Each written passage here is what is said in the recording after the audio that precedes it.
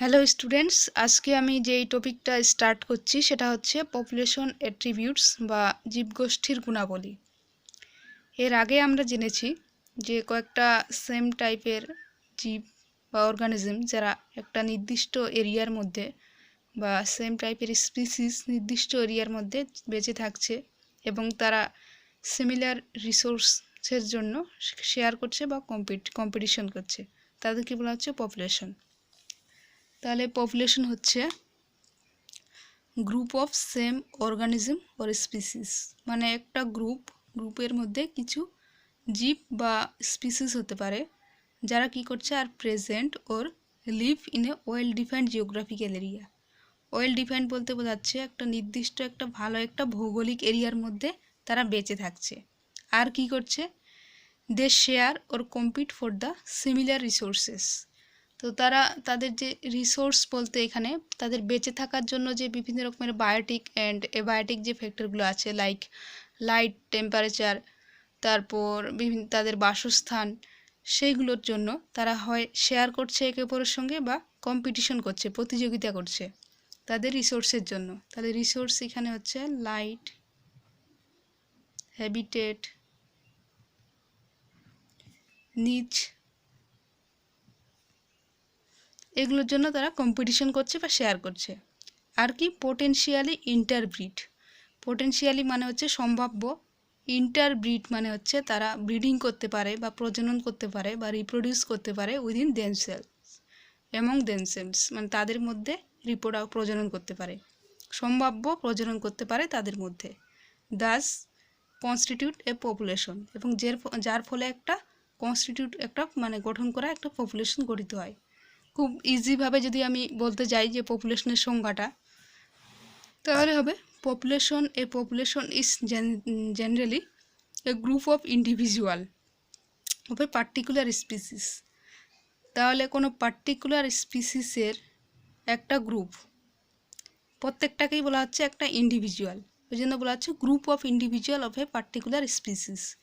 মানে কোনো একটা স্পিসিস যদি এখানে পাখির স্পিসিস হয়, তাহলে পাখির স্পিসিস কতগুলো পাখির ইন্ডিভিজুয়াল, মানে প্রত্যেকটা এক একটা থাকলে তাকে বলা হচ্ছে ইন্ডিভিজুয়াল, এবং প্রত্যেকটাই দল বেঁধে আছে। তাহলে ইন্ডিভিজুয়াল একটা স্পিসিস, সিঙ্গেল একটা স্পিসিসের প্রত্যেকটা ইন্ডিভিজুয়াল একটা গ্রুপে আছে, and occupying a particular area at a specific time. তাহলে নির্দিষ্ট একটা সময় তারা পার্টিকুলার একটা নির্দিষ্ট একটা জায়গা দখল করে আছে, তাকে বলা হচ্ছে পপুলেশন। তাহলে group of individual of a particular species, নির্দিষ্ট একটা স্পিসিসের কতগুলো জীব যারা একটা নির্দিষ্ট জায়গা একটা নির্দিষ্ট টাইমে দখল করে আছে এবং তারা সেখানে বসবাস করছে, তাদেরকে বলা হচ্ছে পপুলেশন। এবার পপুলেশন অ্যাট্রিবিউটস বা জীবগোষ্ঠীর গুণাবলী বলতে বোঝায়, যেমন পপুলেশনের মধ্যে বিভিন্ন গুণাবলী বর্তমান, মানে পপুলেশনের মধ্যে তাদের গুণাবলীর ভিত্তিতে বিভিন্ন পপুলেশনকে বিভিন্ন রকম ভাবে ভাগ করা হয়। যেমন দেখা যায় কোনো পপুলেশনের ঘনত্বটা, পপুলেশনের মধ্যে স্পিসিসের যে ঘনত্ব কোনো কোনো পপুলেশনের ক্ষেত্রে বেশি হয়, আবার কোনো কোনো পপুলেশনের ক্ষেত্রে কম হয়। তাদের বিস্তারটা কোনো পপুলেশনের ক্ষেত্রে বেশি, কখনো কম।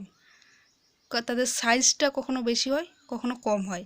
যেমন মানুষের পপুলেশনটা অনেক বেশি, কিন্তু পিঁপড়ের পপুলেশনটা অনেকটা কম, অনেকটা ছোট জায়গার মধ্যে বিস্তৃত।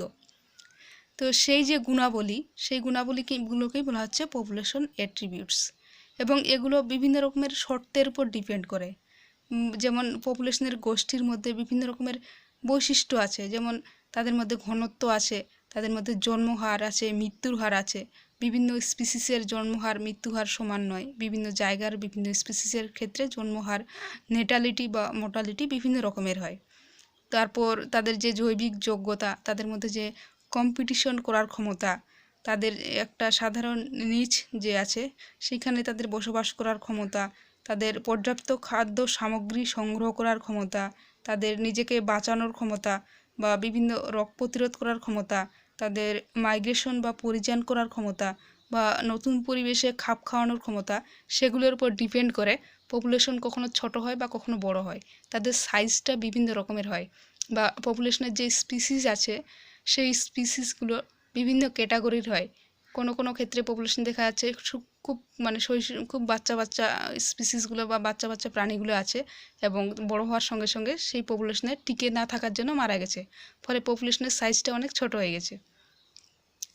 তো এগুলো হচ্ছে পপুলেশনের গুণাবলী, যার উপর ভিত্তি করে বিভিন্ন রকমের প্রাণী বা উদ্ভিদ টিকে থাকে। এবার আমরা পড়ব হচ্ছে পপুলেশনের ক্যারেক্টার বা পপুলেশনের যে বৈশিষ্ট্যগুলো আছে। তো পপুলেশনের বৈশিষ্ট্যগুলো বিভিন্ন রকমের উপর নির্ভর করে, যেমন হচ্ছে পপুলেশনের সাইজ বা ডেন্সিটি মানে হচ্ছে ঘনত্ব। তো একটা পপুলেশনের আকার বা ঘনত্ব সেই পপুলেশনের যে স্পিসিস আছে বা যে অর্গানিজম আছে তার উপর ডিপেন্ড করে। তারপর ডিসপারশন, মানে কোনো পপুলেশন থেকে কোনো স্পিসিস যদি বাইরে ছড়িয়ে পড়ে তাহলে পপুলেশনের সাইজ বা আকারের অনেক পরিবর্তন হয়, সেটাকে বলা হচ্ছে ডিসপারশনের জন্য পপুলেশনের বাড়া বা কমাটা নির্ভর করে। তারপর হচ্ছে এজ স্ট্রাকচার, বয়সভিত্তিক গঠন। একটা পপুলেশনের মধ্যে বিভিন্ন বয়সের প্রাণী বা বিভিন্ন বয়সের অর্গানিজম দেখতে পাওয়া যায়। কখনো দেখা যায় খুব কম বয়সী আছে কোনো কোনো পপুলেশনে, আবার কোনো কোনো পপুলেশনে দেখা যায় খুব বেশি বয়সের প্রাণী দেখা যায়। আরেকটা হচ্ছে নেটালিটি বা জন্মহার। পপুলেশনে যদি জন্মহার বাড়ে তো পপুলেশনের বিস্তৃতি যে আছে সেটাও বাড়বে। আরেকটা হচ্ছে মোর্টালিটি বা মৃত্যুহার। তো পপুলেশনের ক্ষেত্রে মৃত্যুহার বাড়লে পপুলেশনের সাইজটা ছোট হয়ে যাবে। আরেকটা হচ্ছে লাইফ টেবিলস বা জন্ম তালিকা, মানে প্রতি একক সময় কতটা জন্ম হলো সেই অনুযায়ী যদি একটা তালিকা করা যায় সেটাকে বলা হচ্ছে লাইফ টেবিল। এবার পপুলেশনের সাইজ বা ডেন্সিটি বা পপুলেশন ডেন্সিটি বলতে বোঝাচ্ছে হচ্ছে প্রতি একক ক্ষেত্রফল বা আয়তনে ওই স্থানে যে জীব সংখ্যার সেটাই হচ্ছে ঘনত্ব। মানে প্রতি একক ক্ষেত্রফল বা আয়তনে জীব সংখ্যাটাই হচ্ছে ঘনত্ব। তো এটা আবার দুরকম হয়, একটা হচ্ছে ক্রুড ডেন্সিটি আর একটা হচ্ছে ইকোলজিক্যাল ডেন্সিটি। ক্রুড ডেন্সিটি বলতে বোঝাচ্ছে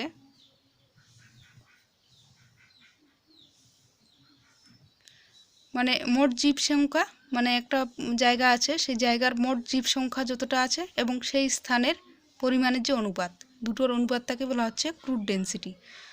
আর ইকোলজিক্যাল ডেন্সিটি বলতে বোঝাচ্ছে পছন্দসই কোনো একটা নির্দিষ্ট স্থানে জীবেদের যে ঘনত্ব। এবার আমরা আসছি এজ ডিস্ট্রিবিউশন বা বয়সভিত্তিক পিরামিড।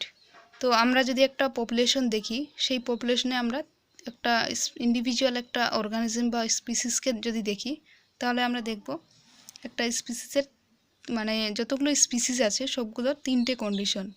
একটা হচ্ছে প্রি রিপ্রোডাক্টিভ, মানে রিপ্রোডাকশন করার আগের যে শৈশব অবস্থাটা সেটাকে বলা হচ্ছে প্রি রিপ্রোডাক্টিভ বা প্রাক প্রজননক্ষম।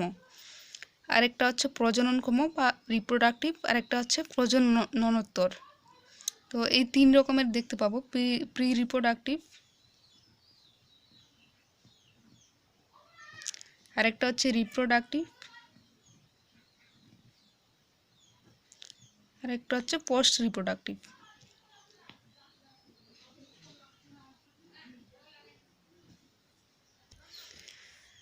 তাহলে তিন রকমের আমরা ক্যাটাগরির আমরা মানে প্রাণী দেখতে পাচ্ছি। একটা হচ্ছে প্রি রিপ্রোডাক্টিভ, মানে যারা হচ্ছে একদম চাইল্ড, আর একটা হচ্ছে রিপ্রোডাক্টিভ যারা পুরো ইয়াং, আর একটা পোস্ট রিপ্রোডাক্টিভ মানে যারা অ্যাডাল্টের পুরো লাস্ট পর্যায়ে চলে গেছে, মানে পুরো বয়স্ক ব্যক্তিরা। তো এরকম তিন টাইপের ক্যাটাগরি অনুযায়ী আমরা একটা মানে পপুলেশনের জনসংখ্যাগুলোকে বা পপুলেশনের যে প্রাণীগুলোকে আছে সেইগুলোকে যদি আমরা সাজাই, মানে নিচের দিকে প্রি রিপ্রোডাক্টিভ, তার উপরে রিপ্রোডাক্টিভ, তার উপর পোস্ট রিপ্রোডাক্টিভ, সেই অনুযায়ী সাজালে একটা পিরামিডের আকার পাওয়া যায় যাকে বলা হচ্ছে এজ পিরামিড। তো ওই জন্য বলা হচ্ছে if the distribution of age is plotted, মানে এই যে বয়সের যে বন্টন সেটা যদি আমরা একটা প্লটেড মানে আঁকি ফর দ্য পপুলেশন, তো একটা পপুলেশনের মধ্যে যে বয়সের যে বন্টন আছে, কতটা চাইল্ড আছে, কতটা অ্যাডাল্ট আছে, কতটা ইয়াং আছে, তাদেরকে যদি আমরা একটা মানে সাজাই, তো সেই সাজালে সেটা একটা পিরামিডের আকৃতি হবে। তো ওই জন্য বলছে the resulting structure is called age pyramid, তাকে বলা হচ্ছে এজ পিরামিড বা বয়সভিত্তিক পিরামিড। তো the shape of the pyramid reflects, the পিরামিডের যে আকৃতিটা আছে সেই আকৃতিটা রিফ্লেক্ট করে বা প্রকাশ করে the growth status of the population, ওই পপুলেশনের অবস্থাটা প্রকাশ করে। মানে কোনো পপুলেশনের আকৃতি যদি একদম পিরামিডের মতো হয় পুরোপুরি, তাহলে আমরা বলবো সেই পপুলেশনটা গ্রোয়িং, মানে বর্ধনশীল পপুলেশন, ওই পপুলেশনের জনসংখ্যাটা বৃদ্ধিপ্রাপ্ত হচ্ছে। আবার কোনো পপুলেশনে দেখা যাচ্ছে যে প্রি রিপ্রোডাক্টিভ আর রিপ্রোডাক্টিভটা পুরোপুরি সেম, আর পোস্ট রিপ্রোডাক্টিভটা একদম কমে মানে ধ্বংসের দিকে, তাহলে সেই পপুলেশনটাকে আমরা বলছি স্টেবল বা স্থিতিশীল। আর একটা পপুলেশন দেখছি যেই জায়গায় দেখছি রিপ্রোডাকশন একদম নেই, মানে প্রি রিপ্রোডাক্টিভ স্টেজটা একদম কমে গেছে, তাকে আমরা বলছি ডিক্লাইনিং, মানে ডিক্লাইন বা হ্রাসমান মানে পিরামিড। তাহলে এজ পিরামিড কাকে বলছে? যেই পপুলেশনের মধ্যে প্রাক প্রজননক্ষম এবং প্রজননোত্তর এই 3 প্রকার মানে বয়সভিত্তিক দলকে যদি আমরা একটা জ্যামিতিক আকারে প্রকাশ করি, তাকেই বলা হচ্ছে বয়সগত পিরামিড। এবার এগুলো 3 প্রকারের হতে পারে, যেমন এইখানে দেখছো এটা হচ্ছে প্রি রিপ্রোডাক্টিভ স্টেজের একটা গ্রাফ, তারপর হচ্ছে রিপ্রোডাক্টিভ, আর একটা হচ্ছে পোস্ট রিপ্রোডাক্টিভ। যে অরেঞ্জ কালারটা হচ্ছে পোস্ট রিপ্রোডাক্টিভ, ব্লু কালারটা হচ্ছে রিপ্রোডাক্টিভ, আর রেড কালারটা হচ্ছে প্রি রিপ্রোডাক্টিভ বা চাইল্ডহুড, মানে যে যেগুলো জাস্ট বার্থ হয়েছে, জাস্ট জন্ম হয়েছে, সেগুলো হচ্ছে প্রি রিপ্রোডাক্টিভের মধ্যে, যাদের রিপ্রোডাকশন করার ক্ষমতা নেই। আর এর মাঝে হচ্ছে যে ইয়াং জেনারেশন যেটা আছে সেটা হচ্ছে রিপ্রোডাক্টিভ। আর তার মধ্যে একদম যে বয়স্ক ব্যক্তিরা যেগুলো হচ্ছে পুরো অ্যাডাল্টের লাস্ট পর্যায়ে চলে গেছে, তারা হচ্ছে পোস্ট রিপ্রোডাক্টিভ। তো এখানে দেখো যে এখানে জন্মহারটা খুব বেশি, মানে নিউ গ্রোয়িং বেবি এই যে প্রি রিপ্রোডাক্টিভ স্টেজে খুব বেশি, তারপর আস্তে আস্তে রিপ্রোডাক্টিভে কিছুটা কমে গিয়েছে এবং পোস্ট রিপ্রোডাক্টিভে একদম কমে গেছে। তো এই ক্ষেত্রে বলা হচ্ছে যে জন্মহার অত্যন্ত বেশি হয়, এই যে পপুলেশনের বেসটা আছে, ভূমিটা আছে, সেটা অত্যন্ত বর্ধনশীল। তো এই জাতীয় পপুলেশনকে বলা হচ্ছে এক্সপান্ডিং বা প্রশস্ত ভূমি। এটাই একটা আদর্শ পিরামিডের একটা শেপ দেখা যাচ্ছে, যেটা দেখা যায় ডেভেলপ কান্ট্রি লাইক ইন্ডিয়া। তো ভারতের বা ইস্ট বা প্যারামিসিয়ামের ক্ষেত্রে যে পপুলেশনটা হচ্ছে, সেখানে জন্মহারটা অত্যন্ত বেশি, তাই পপুলেশনটা হচ্ছে বর্ধনশীল প্রকৃতির, একটু বৃদ্ধিপ্রাপ্ত। এই টাইপের পপুলেশনটাকে বলা হচ্ছে প্রশস্ত ভূমি বা ব্রড বেসড পিরামিড বা বর্ধনশীল। এক্ষেত্রে প্রি রিপ্রোডাক্টিভটা বেশি থাকছে, মানে এক্সপ্যান্ডিং, মানে প্রসারিত। তারপর আসছে রিপ্রোডাক্টিভ। এখানে আমি ছবিটা একটু বড় করে এঁকেছি, কিন্তু এর শেপটা অ্যাকচুয়ালি এরকম হবে, ঘণ্টাকৃতি। এইখানে দেখো এর তুলনায় এই রিপ্রোডাক্টিভ যে প্রি রিপ্রোডাক্টিভ যে স্টেজটা আছে, সেটা তার ভূমিটা অনেকটা কম, এবং প্রি রিপ্রোডাক্টিভ এবং রিপ্রোডাক্টিভ অলমোস্ট সেম। এবং তারপর যে পোস্ট রিপ্রোডাক্টিভটা আছে, সেইখানে কিছুটা অনেকজন মারা গেছে, মানে অনেকটাই কমে গেছে। এর ফলে যে আকৃতিটা হচ্ছে সেটা হচ্ছে ঘণ্টাকৃতি বা স্টেবল পপুলেশন বা স্থিতিশীল। তো এখানে বৃদ্ধির হারটা খুব কম, এখানে নিউ বার্থ বা নিউ বেবি যে বর্ন করেছে সেটা খুব কম। ওই জন্য বলা হচ্ছে প্রাক প্রজননশীল, প্রজননক্ষম এবং প্রজননক্ষম জীবের সংখ্যা প্রায় সমান, এবং মানে পোস্ট রিপ্রোডাক্টিভ স্টেজের যে মানে স্পিসিসগুলো আছে, সেগুলোর সংখ্যা আস্তে আস্তে খুব কমে যাচ্ছে। এই টাইপের পপুলেশনের স্ট্রাকচারটাকে বলা হচ্ছে স্টেবল। এটা হচ্ছে পুরোপুরি স্টেবল টাইপের এবং ঘণ্টাকৃতি। এর স্ট্রাকচারটা, পিরামিডের স্ট্রাকচারটা হচ্ছে ঘণ্টাকৃতি। এটা দেখা যায় ম্যাক্সিমাম উন্নত দেশগুলোতে। আরেকটা দেখতে পাচ্ছ, এইখানে আরেকটা পিরামিড দেখতে পাচ্ছ, কলসির মতো আকৃতির। এটা হচ্ছে ডিক্লাইন বা হ্রাসমান। এই ক্ষেত্রে দেখতে পাচ্ছ প্রি রিপ্রোডাক্টিভ স্টেজটা যে আছে, সেখানে জন্মের হার খুব কম, এবং তার থেকে রিপ্রোডাক্টিভ স্টেজে কিছুটা বেড়েছে, তারপর আবার কমতে শুরু করেছে। তো এই জন্য এই পপুলেশনটা হচ্ছে হ্রাসমান। এদের যে রিপ্রোডাকশন করার বা গ্রোথ রেটটা খুব বেশি ছিল, যেমন বর্ধনশীল যে মানে প্রশস্ত ভূমিতে যেটা ছিল, তার গ্রোথ রেটটা খুব বেশি ছিল। স্থিতিশীলে একটু কমে গেছে, স্থিতিশীলে গ্রোথ রেটটা প্রায় রিপ্রোডাক্টিভ স্টেজের সমান, কিন্তু হ্রাসমানের ক্ষেত্রে বা কলসাকৃতির যে পিরামিড আছে সেইখানে গ্রোথ রেটটা একদম কমে গেছে। কমে যাওয়ার পর রিপ্রোডাক্টিভ স্টেজে কিছুটা বাড়তে শুরু করেছে, তারপর পোস্ট রিপ্রোডাক্টিভ স্টেজে আরও কমে গেছে। তো এই মানে সদস্যের সংখ্যা বা প্রি রিপ্রোডাক্টিভ স্টেজের যে সদস্যের সংখ্যা বা চাইল্ডের সংখ্যা বা নিউ বর্ন বেবি তাদের সংখ্যা খুব কম। এর ফলে কি পপুলেশন আস্তে আস্তে হ্রাসমান বা লুপ্তপ্রায় হয়ে যেতে থাকে। যেমন আন্দামানের উপজাতিদের পপুলেশন হচ্ছে এই কলসাকৃতি পপুলেশন বা আনশেপড পপুলেশন। এটা হচ্ছে আনশেপড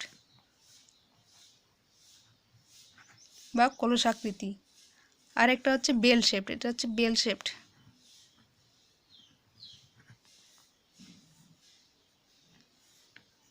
আর এটা হচ্ছে ব্রড বেসড।